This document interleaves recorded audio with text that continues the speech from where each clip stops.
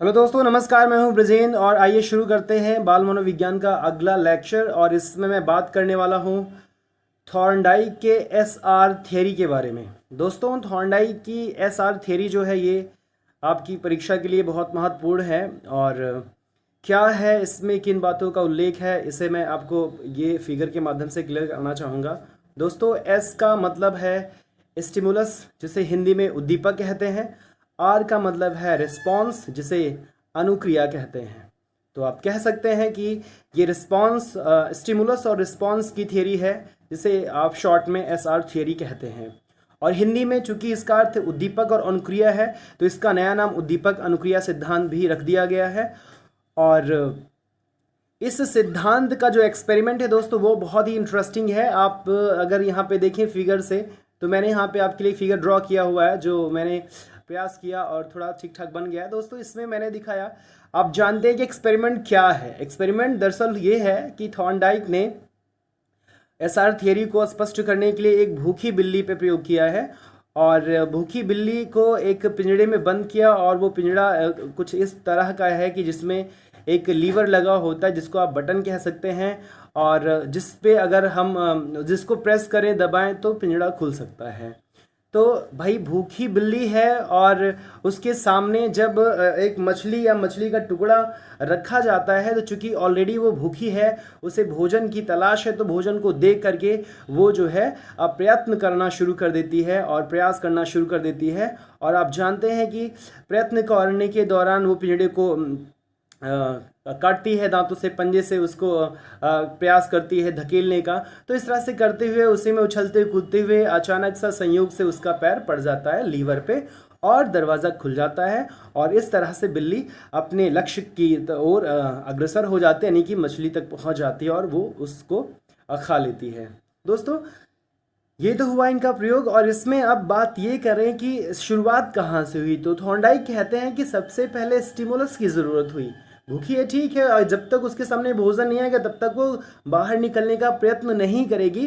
तो थॉर्नडाइक के अनुसार सबसे पहले उद्दीपक का होना ज़रूरी है। अर्थात किसी भी कार्य को हम तभी करेंगे जब हमारे सामने कोई एक उद्दीपक हो, यानी कि कोई हमें स्टिमुलेट करे, जिसकी हमें ज़रूरत हो, वो हमारे सामने हो। तो पहले अगर सामने होगा, तो ये कहते हैं कि स्टिमुलस की वजह से ही ये रिस्पॉन्स करती है। अर्थात पहले उद्दीपन होगा, पहले उद्दीपक आएगा, उद्दीपक को देख करके, यानी मछली को देख करके ही बिल्ली ने उसे पाने का प्रयत्न किया।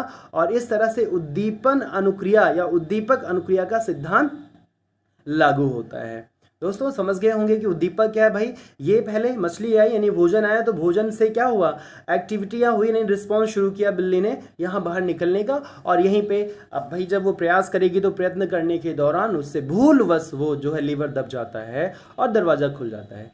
इस एक्सपेरिमेंट को कई बार दोहराया जाता है, और ये नोटिस किया गया कि जैसे जैसे ही एक्सपेरिमेंट का जो एक नंबर है वो बढ़ता गया, नंबर के साथ बिल्ली के बाहर निकलने का जो समय है कम होता गया।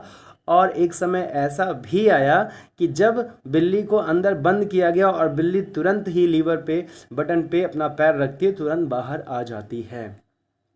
तो इस सिद्धांत से या इस रिजल्ट से थॉर्नडाइक ने बताया कि उद्दीपक की वजह से अगर प्रयत्न किया जाए, और प्रयत्न करने के दौरान अगर भूल से कोई चीज़ हो जाए, तो हम उस भूल को सुधारेंगे, और सुधारते हुए हम उसमें अधिगम को प्राप्त हो जाएंगे। तो इसे आप जानते हैं कि इन्होंने प्रयत्न एवं भूल का सिद्धांत भी कहा, जिसे प्रयास एवं त्रुटि का सिद्धांत भी कहते हैं, ट्रायल एंड एरर थियरी भी कहते हैं। तो यही है एसआर थियरी, यही है ट्रायल एंड एरर का सिद्धांत, जो आप जानते हैं। दोस्तों, इसे संबंधवाद का सिद्धांत भी कहा गया है, क्योंकि यहाँ पे स्टिमुलस और रिस्पांस के बीच एक संबंध बन जाता है, एक बॉन्ड बन जाता है, जिसे आप बॉन्ड थियरी भी कह सकते हैं। तो ये कह रहे हैं कि भाई उद्दीपक और रिस्पांस के बीच एक बॉन्ड बन जाता है, और उसी बॉन्ड की वजह से बिल्ली दोबारा, तिबारा, चौथी बार, या फाइनली वो उस बॉन्ड की वजह से ही फाइनली जाकर के लीवर पे वो पैर रख करके बाहर आ जाती है। दोस्तों, ये है एसआर थ्योरी। उम्मीद करता हूँ समझ में आ गया होगा आपको। नाम इसके याद रखना है, एसआर थ्योरी, यानी कि थियरी, स्टिमुलस रिस्पॉन्स थियरी, उद्दीपक अनुक्रिया, क्योंकि इनको हिंदी में उद्दीपक और अनुक्रिया कहते हैं, प्रयत्न एवं भूल का सिद्धांत, प्रयास एवं त्रुटि का सिद्धांत, ट्रायल एंड एरर थियरी कहते हैं, क्योंकि यहाँ पे ये प्रयत्न करती है, प्रयत्न करते हुए भूल से यहाँ पे इसका पैर पड़ता है, तब ये बाहर जाती है, दोबारा फिर ये जब आती है तो धीरे धीरे फाइनली सीख जाती है कि हमें यही पैर रखना है। दोस्तों ये नाम हो गया इनके संबंधवाद का सिद्धांत, मैंने बताया क्योंकि इनमें बॉन्ड होता है, बॉन्ड क्रिएट हो जाता है, इसलिए संबंधवाद का सिद्धांत भी कहते हैं। दोस्तों अब इसका शैक्षिक महत्व क्या है, मतलब कि ये हमारे बच्चों पे या लर्निंग में कहाँ कहाँ किस तरह से योगदान देता है, इसकी बात करें तो सबसे पहले तो बताते हैं थॉर्नडाइक कि इससे बच्चों के अंदर आदतों का निर्माण हो जाता है।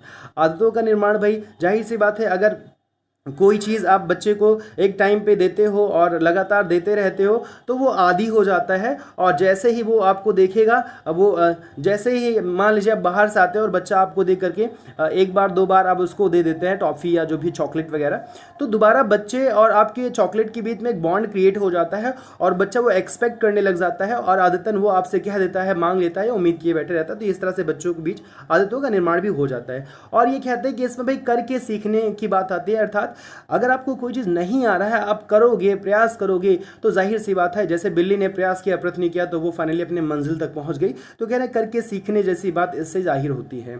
निरंतर प्रयास वही चीज़ है भाई कि अगर आप किसी चीज़ को सीखने के लिए निरंतर लगातार प्रैक्टिस कर रहे हैं, अभ्यास कर रहे हैं, तो फाइनली कोई ना कोई रिजल्ट तो आउटपुट आना ही आना है। दोस्तों अब एक चीज़ की इंपॉर्टेंट बात है, इसका ड्रॉबैक कह लीजिए इस थ्योरी का, कि ये थॉर्नडाइक के सिद्धांत में ये कहा गया कि ये छोटे बालकों के लिए कम उपयोगी है।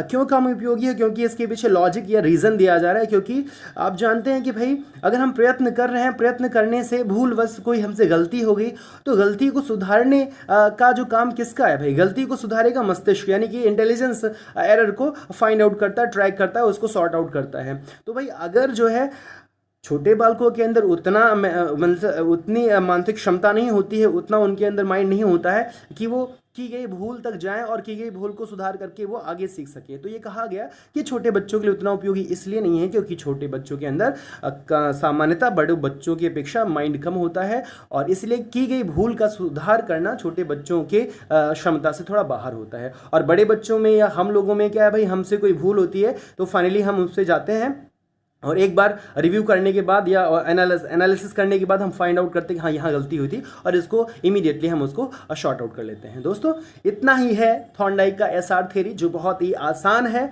और इसी से जस्ट रिलेटेड है आपका अगला सिद्धांत जिसकी मैं चर्चा करूंगा अगले लेक्चर में। उम्मीद करता हूं ये आपको समझ में आ गया होगा। और ये एसआर है और इसका जस्ट उल्टा आरएसएस थ्योरी है, उसकी चर्चा मैं अगले लेक्चर में करूंगा। दोस्तों वीडियो पसंद आया तो आप ज़रूर शेयर करें अपने दोस्तों से, और लाइक ज़रूर करें, और अपने कमेंट के द्वारा ज़रूर बताएं कि ये लेक्चर आपको कैसा लगा। दोस्तों मिलते हैं अगले वीडियो में, तब तक बहुत सारी शुभकामनाएं, गुड लक, जय हिंद, जय भारत।